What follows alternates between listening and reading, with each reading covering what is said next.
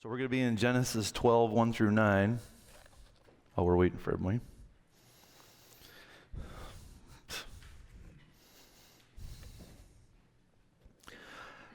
Hey, so we've been in Sunday school. We've been doing a lot on Abraham. So I was kind of inspired to do this sermon based on what we've been doing in Sunday school.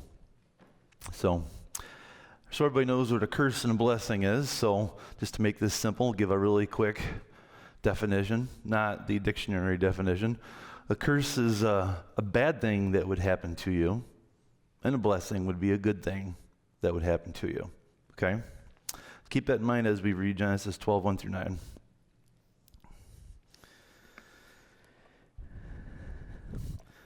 Now the Lord said to Abram, "Go from your country and your kindred and your father's house to the land that I will show you. I will make you a great nation. I will bless you and make your name great so that you will be a blessing. I will bless those who bless you. And him who dishonors you, I will curse. And in you all the families of the earth will be blessed."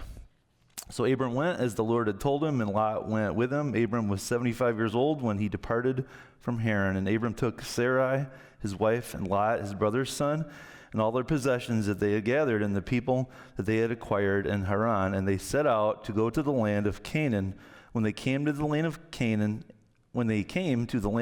Abram passed through the land to the place at Shechem, to the oak of Moreh. At that time, the Canaanites were in the land. Then the Lord appeared to Abram and said, "To your offspring I will give this land." So he built there an altar to the Lord who had appeared to him. From there he moved to the hill country on the east of Bethel and pitched his tent, with Bethel on the west and Ai on the east. And there he built an altar to the Lord, called upon the name of the Lord. And Abram journeyed, still going toward Negeb. Let's say a quick prayer. Thank you, Father, for your word. We thank you for your promise of blessings. And we also thank you for your promise of curses. As we go through the Bible, just give us open ears today to understand what it is you're saying thousands of years ago and what you're saying even today. In Jesus' name, amen. So what we're going to do in exploring the curses and blessings of Genesis for Abram, we're going to go through the Old Testament a little bit, and then we're going to get into the New Testament. Then I love history, so I don't think when God said this that he meant, well, this is only going to be at this time. I think that these blessings and these curses are still going on. So we're going to look at a little bit of history just to confirm what the Old Testament and the New Testament says. So first thing I want you to do is go to Exodus 1, 8 through 14. So what I'm going to do is I'm going to read some of these, and we're going to see people do bad things, either to the Jewish people or to a specific Jewish or Israelite person. And then, since God says, I'm going to bless people who bless Abraham. Of course, Abraham's son was Isaac, and Isaac's son was Jacob. Jacob's the one who had the 12 kids. There's your 12 tribes of Israel right there. So if anybody's going to do anything bad to the Jewish people, we're going to look for a curse that God may have given them. So in Exodus 1, 8 through 14, here's what it says. There arose a new king over Egypt who did not know Joseph, and he said to his people, "Behold, the people of Israel are too many and too mighty for us. Come, let us deal shrewdly with them, lest they multiply, and if war breaks out, they join our enemies and fight against us and escape from the land. Therefore, they set taskmasters over them to afflict them with heavy burdens. They built for Pharaoh store cities, Pithom and Ramses, but they were oppressed. The more they multiplied, and the more they spread abroad. And the Egyptians were in dread of the people of Israel, so they ruthlessly made the people of Israel work as slaves, and they made their lives bitter with hard service in mortar and brick and in all kinds of work in the field. And in all their work, they ruthlessly made them work as slaves." So that's a pretty bad thing to do to them, right? So what do you think their curse is going to be? So immediately you probably thought, the curse would be the 10 plagues, which I would definitely say that the 10 plagues that God is going to use are going to be a curse to the Egyptians. However, I want to go a little bit farther in Exodus. Go to 21 through 28 in Exodus. And watch what happens. Exodus 14. Go to Exodus 14. So we know, everybody knows about the 10 plagues. That's pretty bad. That's a curse. But look at this one here in Exodus 14, 21 through 28.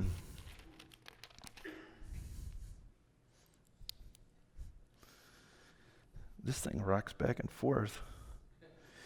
Moses stretched out his hand over the sea, and the Lord drove the sea back by a strong east wind all night and made the sea dry land, and the waters were divided. And the people of Israel went into the midst of the sea on dry ground, and the waters being a wall to them on their right hand and on their left. The Egyptians pursued and went in after them in the midst of the sea, all Pharaoh's horses, chariots, and his horsemen. And in the morning watch, the Lord in the pillar of fire and of the cloud looked down on the Egyptian forces and threw the Egyptian forces into a panic, clogging their chariots' wheels so that they drove heavily. And the Egyptians said, "Let us flee from before Israel, for the Lord fights for them against the Egyptians." Then the Lord said to Moses, "Stretch out your hand over the sea, and so that the water may come on the Egyptians, upon their chariots and upon their horsemen." Moses stretched out his hand over the sea, and the sea returned to its normal course when the morning appeared. And as the Egyptians fled into it, the Lord threw the Egyptians into the midst of the sea. The waters returned and covered the chariots and the horsemen of all the host of Pharaoh that had followed him into the sea. None of them remained. So the plagues were pretty bad, but of course we all knew that Pharaoh was going to harden his heart, and so Pharaoh's army, which by the way, Egyptian culture was pretty impressive. They were pretty powerful people. I mean, they built lots of things. They had the pyramids, but they're going to decline after this, because what do you do when you don't have an army? And what I read into Exodus 14, 21 through 28 is that the entire Egyptian army was done. I think that Egypt's going to go into decline after that. Let's look at another example. Let's go to Daniel 5. So I guess if you're doing the notes, the curses, take your pick. Was the curse the 10 plagues, or was it the Egyptian army being completely destroyed? Either works. Go to Daniel 1. I'm going to read Daniel 1, 1 through 7. In the third year of Jehoiakim, king of Judah, Nebuchadnezzar, king of Babylon, came to Jerusalem and besieged it. And the Lord gave Jehoiakim, king of Judah, into his hand with some of the vessels of the house of God. And he brought them to the land of Shinar, to the house of his God, and placed the vessels in the treasury of his God. Then the king commanded Ashpenaz, his chief eunuch, to bring some of the people of Israel, both the royal family and of nobility, youths without blemish, good appearance, skillful in wisdom, endowed with knowledge, understanding, learning, competent to stand in the king's palace, and to teach them the literature and language of the Chaldeans. The king assigned them a daily portion of the food that the king ate and the wine that he drank. They were to be educated for 3 years, and at the end of that time, they were to stand before the king. Among these were Daniel, Hananiah, Mishael, and Azariah of the tribe of Judah, and the chief of the eunuchs gave them names. Daniel he called Belshazzar, Hananiah he called Shadrach, Mishael he called Meshach, and Azariah he called Abednego. So just to make sure everybody, you can go to the next slide, Max, make sure everybody knows what happened there. So in Wednesday night Bible study, we've been learning about all the things that God ordered Moses to construct. A lot of fancy stuff. Well, Nebuchadnezzar from the Babylonians is going to do some bad things to the Jews. He's going to sack Jerusalem. He's going to kill a bunch of people. He's going to kidnap them, and he's going to take them back to Babylon. And including that is some of those holy vessels that were made that God had special intentions for. So what's the curse? Go to Daniel 5. Daniel 5, 1 through 5. I'm going to read for you. Okay, so Nebuchadnezzar has the Israelites there. He's doing bad things to them, but God has had enough. And in Daniel 5, 1 through 5, here's the curse. Oh, and the picture, that's Moses in the Red Sea. Go to the next one, Max. Okay, so there's Daniel in the lion's den. When everybody thinks of Daniel, they think of Daniel in the lion's den, but you shouldn't think of Daniel in the lion's den. Think of why he was put there. I'll let you look that one up this week, okay? All right, so Daniel 5, 1 through 5. King Belteshazzar made a great feast for 1,000 of his lords and drank wine in front of the 1,000. Belshazzar, when he tasted the wine, commanded that the vessels of gold and silver that Nebuchadnezzar, his father, had taken out of the temple in Jerusalem be brought, that the king and his lords, his wives, and his concubines might drink from them. Then they brought in the golden vessels that had been taken out of the temple of the house of God in Jerusalem. And the king and his lords, his wives, his concubines drank from them. They drank wine and praised the gods of gold and silver, bronze, iron, wood, and stone. Immediately, the fingers of a human hand appeared and wrote on the plaster of the wall of the king's palace, opposite the lampstand. And the king saw the hand as it wrote. Then the king's color changed, and his thoughts alarmed him. And of course, and that's a whole nother sermon, but the handwriting on the wall, there's your curse. The Babylonians did bad things to the Israelites to bring them over. And to add insult to injury, now they had all the stuff that Nebuchadnezzar had stolen. Now they're having a big, wild, drunken feast, and they're actually drinking wine out of the vessels that God intended to be for the temple. And that was enough. So the handwriting on the wall is going to signify the end of this king, and honestly, the end of Babylonia, and we're not going to, that'd be a whole other sermon, but the Persians are going to come in, and that very night, the king's life was taken from him. So what's the curse? The empire ends. God will sometimes his curses, they punish a person. Sometimes they punish a civilization, an empire, a kingdom, a country, whatever you want to call it. Let's go to Esther 3. Esther 3, 1 through 6. So this in itself, this could be a whole sermon also, but what I'm trying to do is I'm trying to give you some examples of the curses that God's going to use. So I'm going to read Esther 3, 1 through 6. And the picture, that's Esther, to make a long story short, Esther was Jewish, and her people are going to be in Persia. They're in Persia, okay? They're in Persia because what's going to happen is one of the Persian kings is about to let them go back. But watch what happens first. I'm going to read Esther 3, 1 through 6. After these things, King Ahasuerus promoted Haman the Agagite, the son of Hammedatha, and advanced him and set his throne above all officials who were with him. And all the king's servants who were at the king's gate bowed down and paid homage to Haman, for the king had so commanded concerning him. But Mordecai did not bow down or pay homage. Then the king's servants who were at the king's gate said to Mordecai, "Why do you transgress the king's commands?" And when they spoke to him day after day, he would not listen to them, but they told Haman in order to see whether Mordecai's words would stand, for he had told them that he was a Jew.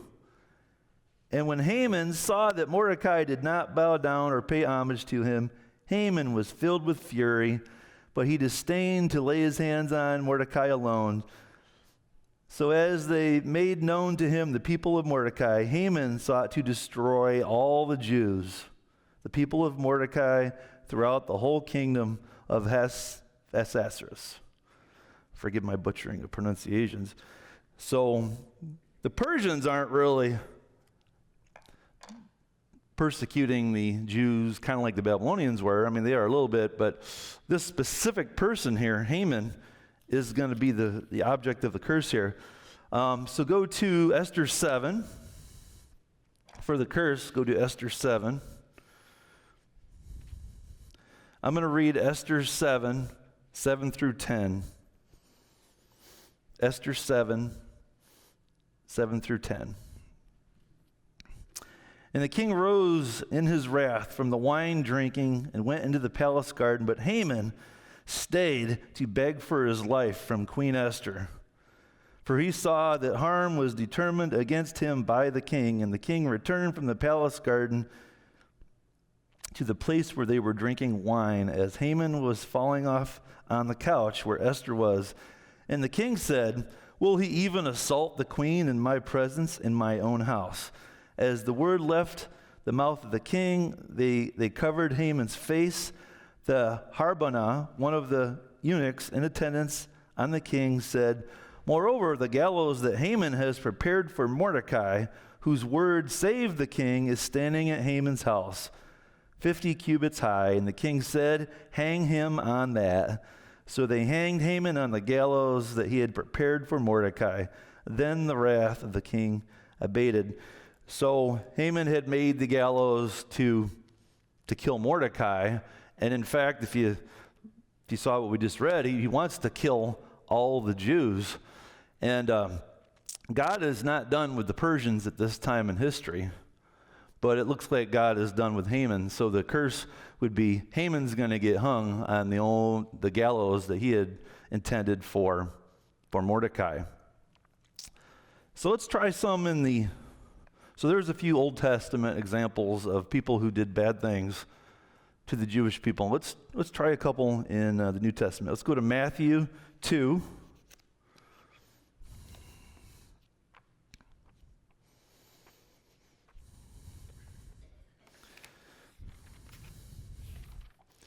Sorry.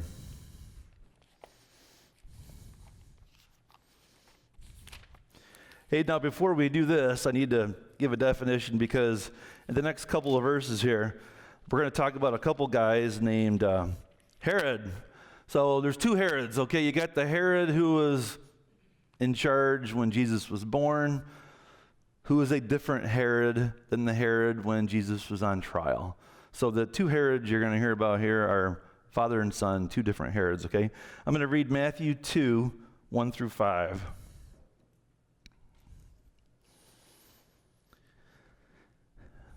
Now, after Jesus was born in Bethlehem of Judea in the days of Herod the king, behold, wise men from the east came to Jerusalem, saying, "Where is he who has been born King of the Jews? For we saw his star when it rose and have come to worship him." When Herod the king heard this, he was troubled, and all Jerusalem with him. And assembling all the chief priests and scribes of the people, he inquired of them where the Christ was to be born. They told him, "In Bethlehem of Judea, for it is written by the prophet, 'And you, O Bethlehem, in the land of Judah, are by no means least among the rulers of Judah, for from you shall come a ruler who will shepherd my people.'" And go to 16, and obviously, and this could be a sermon for a different day, but go to 16 and to summarize this. So what's going to happen, and a lot of you are familiar with what happens in Matthew 2:16. In Matthew 2:16, Herod saw that he had been tricked by the wise men, became furious, and he sent and he killed all the male children in Bethlehem, and in all that region who were 2 years of old or under, according to the time that they had ascertained from the wise men. Then was fulfilled what was spoken by the prophet Jeremiah. A voice was heard in Ramah, weeping and loud lamentation. Rachel weeping for her children. She refused to be comforted because they are no more. So he's trying to kill Jesus, and doesn't know which one he is. So he just says, oh, that's okay. Just kill all the babies 2 years of age, all the boys 2 years of age and younger, all Jewish. So, and I researched, I'm trying to find them. Surely that was one of the most evil things done ever, isn't it? Surely God judged this man. I couldn't find it in the Bible, so what I'm going to read to you is not in the Bible. It is a historical account of the end of King Herod. Here's what it says. Got this off the internet. The Jewish historian Josephus, raise your hand if you heard of Josephus. Say whatever you want about him, but he recorded what happened to Herod. Here goes. This is not in the Bible. This is according to history. According to Josephus, he provides a detailed account of Herod's death. According to Josephus, Herod died in 4 BC after suffering from a painful and debilitating illness. I'm just reading this. Sorry if this grosses a lot of you out, but his symptoms included intense itching, painful intestinal issues, and gangrene of his genitals, leading to a gruesome and agonizing death. Josephus also noted that Herod attempted to ensure mourning at his death, so he knows he's going to die. So he wants people to think that, oh, we sure miss him. So watch what he does. He orders the execution of several prominent Jewish leaders, just so people are crying and they think, oh, aren't we so sad that Herod died? And by the way, the Jewish leaders did not carry out his command. The commands to kill them were not done. Okay. Now, who's familiar with the other Herod? All right, so remember, before we do this, we're going to go to Acts. Now that Herod was the one when Jesus was born. This next Herod is going to be the Herod when Jesus is on trial. So go to Acts 12 for me. Acts 12, 1 through 4. Remember, this is a different Herod, okay? Acts 12, 1 through 4. At that time, Herod the king laid violent hands on some who belonged to the church. Now, wasn't the early church made up mostly of Jewish people? Okay. So he laid violent hands on some who belonged to the church. He killed James, the brother of John, with the sword. And when he saw that it pleased the Jews, he proceeded to arrest Peter also. This was during the days of unleavened bread, and when he had seized him, he brought him into prison, delivering him to 4 squads of soldiers to guard him, intending after the Passover to bring him out to the people. So Peter was kept in prison, but earnest prayer for him was made to God by the church.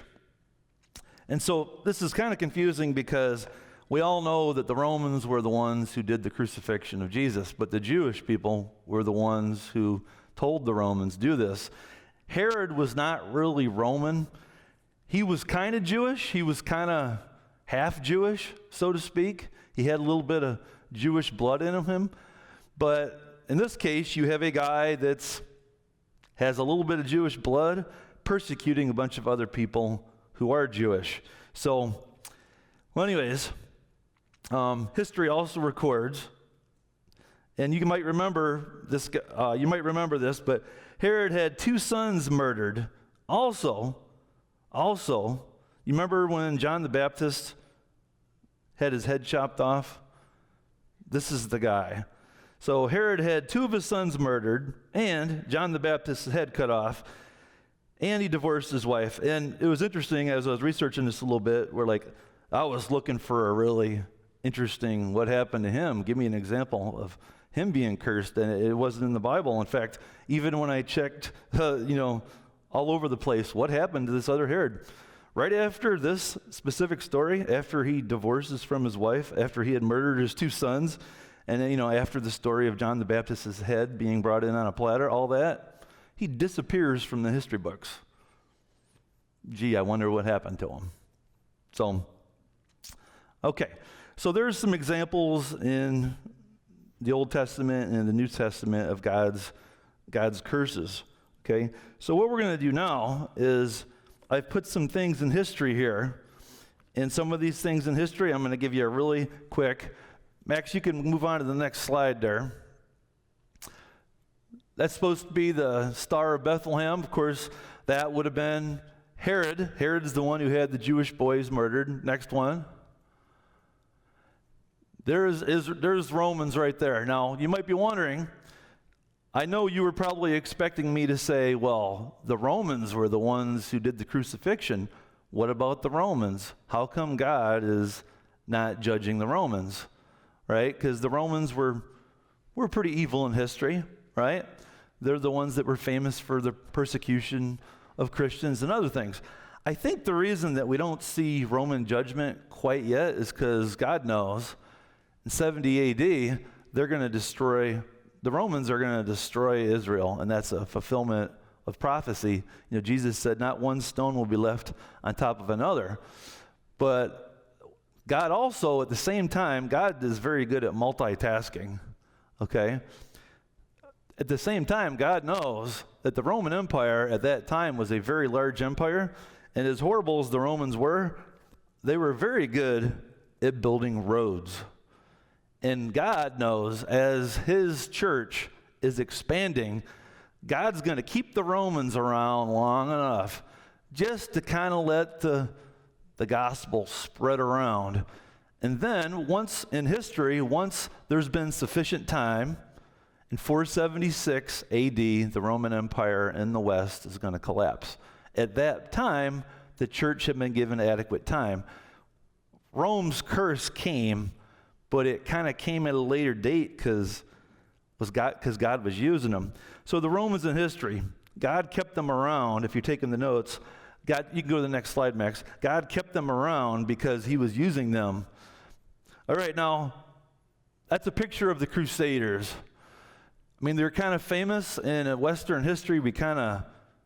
A lot of people really idolize these guys because they were fighting for Christianity. And, you know, even Marquette High School, their team names are called the Crusaders, right? If you do a little research on the Crusaders, it's widely known that here's what happened in the Crusades, okay? There was a pope, and the pope, his name was Urban II, and what he did was he didn't like the fact that the Muslims had taken over Israel. So what he did was he claimed that he had a, quotation marks, here we go, vision from God. And Pope Urban II, in this vision, he claimed God told him, tell all the Christians in Europe, we need to get that land back in Israel. So Pope Urban basically, you know, at that time, the Pope had exercised political and religious authority. The Pope basically told everybody, send your soldiers. Nah, it's okay if they die. If they die, I will grant them forgiveness. Can you imagine the Pope doing this? In other words, if you die killing the Muslims who have taken over the land, don't worry, you will immediately be transported to heaven. I, the Pope, forgive you. Is it a bad example to compare that to 9/11? I don't think it is. You guys might think it is, but I don't think it is. So the Crusades was Christians versus Muslims. Did you know that when the Holy Crusaders went to Israel, did you know there happened to have been some other people that along the way kind of got in their way a little bit? They were the Jewish people. So there were lots of Muslims who were killed during the Crusades. There was also lots of Jewish people that were killed by Christians. And we like to think today that Christians, you know, Christians, we support Israel, and we do. A lot of churches do. At that time in history, during the Middle Ages, being pro-Israel was not a popular thing to do, okay? But anyway, so the Crusaders, so I looked, I'm thinking, okay, so is God going to judge the Crusaders for what they did to the Jewish people? I looked. Why don't you look for it this week? I did find a couple of things were a little contradictory, so if there's something for you to do this week, look for something that the Crusaders, something that happened to these people who were called Crusaders. Something happened to them, and we're Christians, we don't really believe in coincidences, do we? We're not supposed to. So if you do a little research into what happened to the Crusaders, you might see a little bit of judgment there. All right, how about the Spanish Inquisition? So very short here. Spanish Inquisition was, at that time in history, you can go on, there it is, thank you, Max. All right, so in the Spanish Inquisition, there was a person being burned at the stake, okay? So what happened is the church at that time in history was a little upset that, we had these new religions. We had the Muslims were in Spain trying to take over. Christians didn't like it. And there happened to have been a lot of Jewish people in that area also. And so what the Spanish Inquisition was, it was an attempt by the Roman Catholic Church to extinguish anybody who wasn't, quotation marks here, Christian. So Muslims were taken to torture chambers and killed, and horrible things that I'm not going to show you some of the pictures of some of the machines they used to torture people. Jewish people were taken to these torture chambers and basically told, convert to Christianity or we're going to torture you. And this is all happening at a time in history. The Spanish Inquisition went on for a long time. Does the year 1492 ring a bell with you? 1492, Columbus sailed the ocean blue, right? Same year that the Jews were kicked out of Spain. And at that time in history, you could probably call Spain, they were pretty powerful. I mean, they had, later on, they got the Spanish Armada. They're going all over the place. They're becoming very, very rich. What's Spain's world status right now? Except for about 8 or 10 modern cities, they're kind of almost like a third world nation, aren't they? So you could even see judgment there. Now I got to be very careful on this next one. So the Protestant Reformation was a good thing. Martin Luther, nailing those 95 complaints on the church door, complaining about the things the church was doing, was good. But as Jonathan has said before, some of those reformers, whether it be Calvin or Luther or some of the other ones, some of them were kind of anti-Jewish. And so you would really expect to see during the Protestant Reformation, if you look at history, you would really expect to see God blessing the Christian churches, wouldn't you? Well, there was a lot of good stuff happened because of the Protestant Reformation. Have you ever heard of any of these things? How about the 30 Years' War? Catholics and Protestants killing each other. How about the 100 Years' War? You guessed it, Catholics and Protestants killing each other. If you look at the history of that time period, you basically have the churches fighting verbally, fighting physically, and literally fighting wars to kill each other. That's why the Pilgrims came to America in 1620. They wanted to get away from all that crazy stuff. The Holocaust is pretty well known. That's supposed to be a concentration camp there, and we won't go into great detail here, but most of us would agree that Hitler was a pretty bad guy and that the concentration camps were pretty bad, okay? 6 or 7 million Jewish people and maybe 3 or 4 million other people who were just against Hitler. But so Hitler and Israel, think about that for a second. We all know 1948 is when Israel becomes a nation. Does that happen without that? Does Israel become a nation in 1948? And we all know, God can do whatever he wants. But in history, does Israel become a nation without the Holocaust?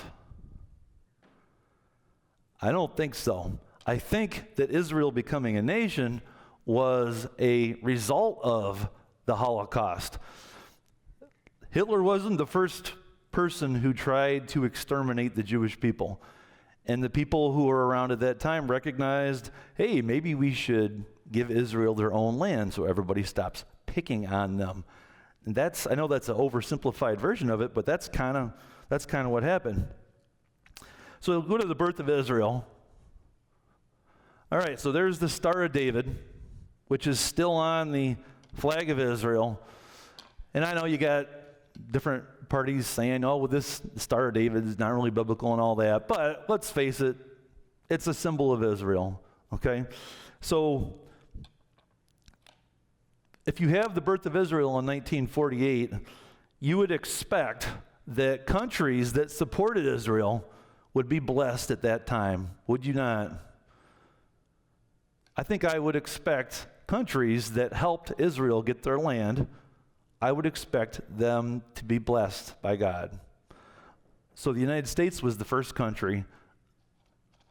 Was it Harry Truman, Tom? Or Harry Truman, first world leader to recognize Israel.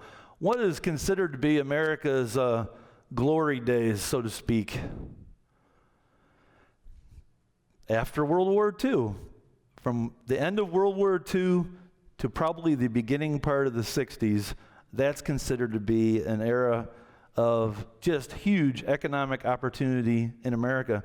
I think the prosperity that America experienced in the late 40s and 1950s was a direct result of America helping Israel get their country. Go to the next one, Max. Okay, so I'm going to make this really quick, so watch though. Can you see Israel right there? Egypt's over here. All right, so here we go. Muslims, Muslims, Muslims, Muslims. Water. They're surrounded by water and Muslims, although there are some groups of Christians in through here, but they're surrounded by Muslims and water. So when Israel became a nation, and then in the 20 or 30 years afterwards, the 6 Days War of 1967 was basically Egyptian tanks rolling in. All of these countries basically said, I shouldn't say all these countries, a lot of those Muslim countries decided, let's get rid of Israel. They've been here for 20 years. And if you read a little bit of the 6 Days War of 1967, which is a reason why I put some space here so you can take some notes on it. If you look up the 6 Days War of 1967 from a military perspective, you will come to the conclusion it was a miracle. They shouldn't have won that war. They should have been crushed right there. But the fact that they survived the 6 Days War of 1967, and I think did they retake Jerusalem then or in 73? One of these wars, they retake Jerusalem. But the point is, Israel should not have won that war. You guys have seen in the last year or so, Israel has a very powerful military, correct? They weren't that powerful in 1967. If that were to happen today, you go, well, they got a great military, right? In 1967, when Israel destroyed all the Muslim countries around them, it was considered to be a miracle. It was considered to be a blessing from God that they had the ability to do that. And then 6 years later, in 1973, Yom Kippur is one of the Jewish holidays. So the Muslims decided, let's do it again. Let's attack them again. Oh, this time, let's do it on one of their holiest days. Let's do it on Yom Kippur. So in 1973, another miracle happened. And big surprise, it didn't work out very good for the Muslim countries. Those of you old enough, remember all the gas shortages in the 1970s? That's why my 1975 Mustang II wasn't really a Mustang. It was a Pinto 4-cylinder, because the oil embargo, OPEC, Organization for Petroleum Exporting Countries, we helped Israel, didn't we? How do you get America? Turn off our air conditioners and raise our gas prices. Nothing agitates Americans like that. So they raised our gas prices. The only reason they did that is because they were upset that we assisted Israel in that. Now, we didn't have the whole military or anything like that, but we assisted in weapons development in the late 60s and early 70s, okay? So why do... next one, Max. There they are, World Trade Centers. Anybody ever get to go see them? Okay. There they are, what fourth and fifth tallest buildings in the world when they were built. So the terrorist attacks of 9/11, most of you are old enough to remember it, so why did that happen? Does that happen if the United States has nothing to do with Israel? Isn't one of the reasons why the terrorists wanted to do that to us is because we were a friend of Israel? They couldn't kill the Jews in 67 and they couldn't kill them in 73. I know. Who helped them?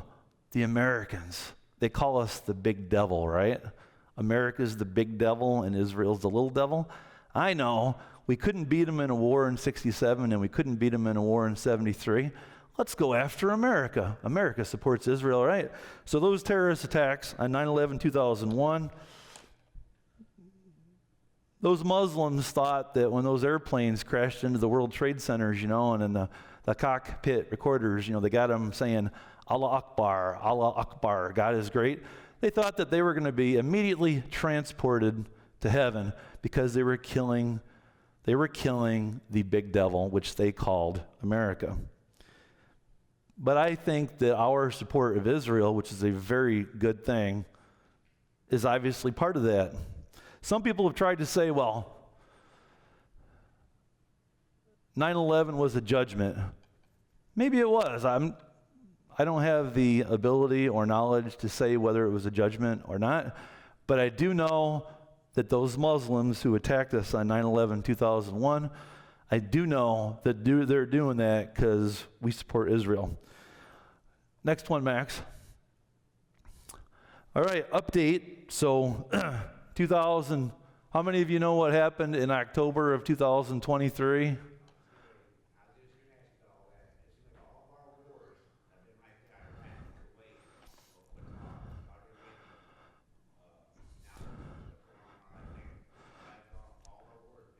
So who attacked Israel in October of 2023? What are some of the terrorist organizations that are always shooting missiles into Israel? Hamas, Hezbollah, all those terrorists. Where do those terrorists get their support? Iran. So the terrorist attacks on Israel in October of 2023. I was going to have a picture for this, but I don't think I need a picture. You ever see a picture of what the Gaza Strip looks like today? It looks like Detroit. Sorry, Matt, but it looks like Detroit, but add a couple bombs that went off, right? Not Detroit now, Detroit back in the day, right? Who has seen a picture of what the Gaza Strip looks like right now? It's been destroyed. Were some of those people who lived in Gaza, some of those people responsible for the attacks on Israel? Yes. All of them? No. Which begs the question, and I know some of you are thinking it right now, and that is, were there some people in the Gaza Strip that died that didn't really attack America, but they were in the wrong place at the wrong time, and they got killed? Couldn't you say the same thing about Exodus? Couldn't you say the same thing about a lot of these? War is a bad thing. Next one, Max. All right, so trying to update this here. So within recent history, of course, in the last few weeks, the Ayatollah, remember the Billy Joel song, Ayatollah's in Iran, Russians in Afghanistan? Ayatollah, no longer in Iran. Tell Billy Joel he needs to update his song. So after 45 years of sponsoring terrorism, it looks like the chicken has come home to roost. So the fall of the Ayatollah in 2026. This is what you could write for your notes. After 45 years of sponsoring terrorism against Israel, Iran has finally been punished. And so you might wonder, well, it's the United States, right? We're doing it. Doesn't God sometimes use people and other countries to do his justice? And sometimes that's kind of uncomfortable. Who did God use to destroy Hitler?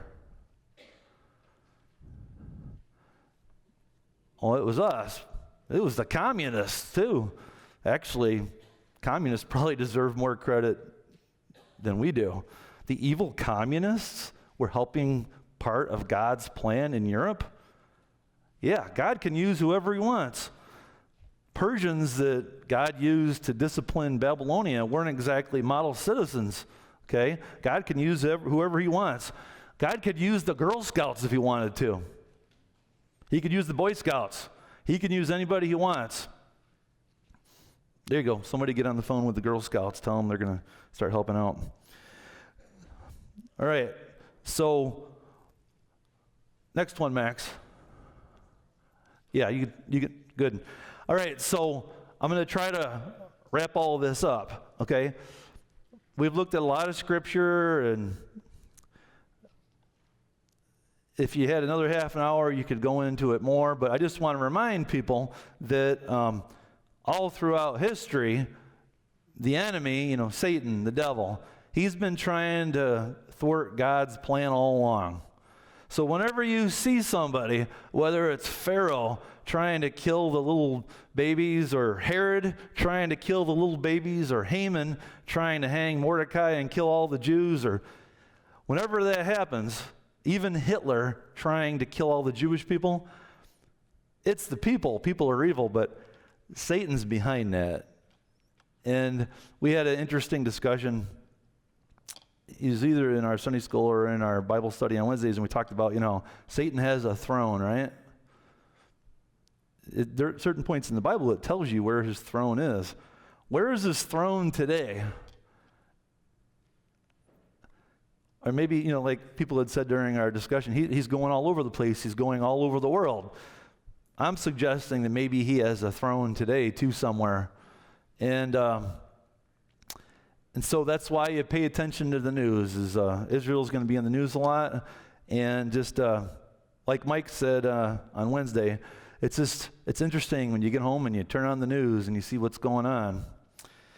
So just remember, though, Satan did this in the Old Testament. He went after the Jews.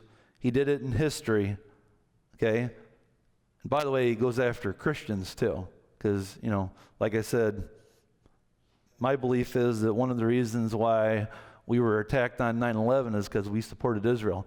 It's not past. He's still doing it, okay? So let me say a quick prayer.